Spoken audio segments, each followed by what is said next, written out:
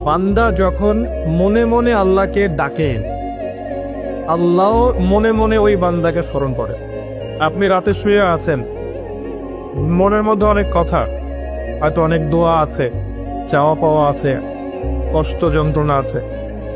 আপনি মনে মনে আল্লাহকে ডাকছেন, ডাকতে ডাকতে আপনার চোখ দিয়ে পানি বের হয়ে গেল। আপনি বুঝে নিয়েন ঠিক ওই মুহূর্তে আল্লাহ আপনাকে স্মরণ করেছে এবং আল্লাহ আমাদের খুব কাছে আছে। وَإِذَا سَأَلَكَ عِبَادِي عَنِّي فَإِنِّي قَرِيبٌ। নবী বলে দাও, তোমাকে যখন আমার বান্দারা আমার সম্পর্কে জিজ্ঞেস করে বলে দাও যে আমি খুব কাছে আছি। উজিবু দাওয়াতাদ দাঈ ইযা দাআন। দোয়াকারী যখন আমাকে ডাকে আমি তার দোয়া শুনি। আল্লাহ আমাদের খুব কাছে আছে। কত কাছে? যদি আপনি মনে মনে আল্লাহকে স্মরণ করেন, আল্লাহ মনে মনে আপনাকে স্মরণ করবেন। যদি আপনি একটা সমাবেশের মধ্যে আল্লাহকে স্মরণ করেন, আল্লাহ এর চেয়ে উত্তম সমাবেশে আমাদের কথা স্মরণ করবেন। আল্লাহ পাক এত কাছে আছেন যে প্রত্যেক রাতের শেষ অংশে আল্লাহ পাক প্রথম আকাশে নেমে আসেন।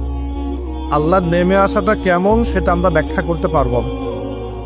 এটা ব্যাখ্যা করার জ্ঞান যোগ্যতা কোনোটাই আমাদের নেই। আল্লাহর রহমত নিকটবর্তী হয়, বেশি গল্প। আল্লাহ পাকের রহমত নিকটবর্তী হয়। এই সময় আল্লাহ পাক আহ্বান করতে থাকেন বান্দাদের উদ্দেশ্যে, কে আছো আমার কাছে কিছু চাইবে, আমি তোমাকে সেটা প্রদান করব। কে আছো আমার কাছে কিছু দোয়া করবে, আমি তোমার দোয়া শ্রবণ করব। কে আছো আমার কাছে ক্ষমা চাইবে, আমি তোমাকে মাফ করবে। প্রত্যেক রাতের শেষ অংশে আল্লাহ রাব্বুল আলামিন এইভাবে আহ্বান করতে থাকেন ফজর পর্যন্ত। এই সময়টা দেখবেন আমরা হয় ঘুমে কাটাই, অথবা ফেসবুক, অথবা ইউটিউব, অথবা ক্যাসিনোর মধ্যে, কেউ জুয়াখানায়, কেউ পতিতালয়ে, কেউ আল্লাহ বিরোধী পরিকল্পনা করতে ব্যস্ত থাকে। কিন্তু আল্লাহ পাক প্রত্যেক রাতে তার বান্দাদের উদ্দেশ্যে এই আহ্বানটা করে থাকে। আল্লাহ পাক এত কাছে। মানুষ সেই আল্লাহকে ভুলে গেছে যে আল্লাহ পাক ছাড়া ইবাদত পাওয়ার যোগ্য দ্বিতীয় কোনো ইলাহ নেই। একসময় যে আল্লাহ ছিলেন আর কিচ্ছু ছিল না, শুধু আল্লাহ ছিলেন, আর কিছুই ছিল না। এই মহাবিশ্বের কিচ্ছু ছিল না। এক সময় শুধু আল্লাহ থাকবেন, এই মহাবিশ্বের কিচ্ছু থাকবে না।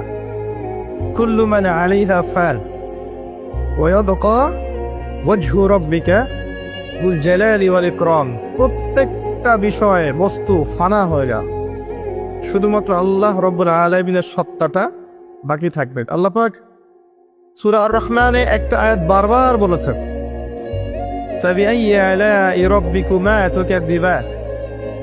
তোমরা দুই জাতি, জিন আর মানুষ, তোমরা আল্লাহর কোন কোন নিয়ামতকে অস্বীকার করবে।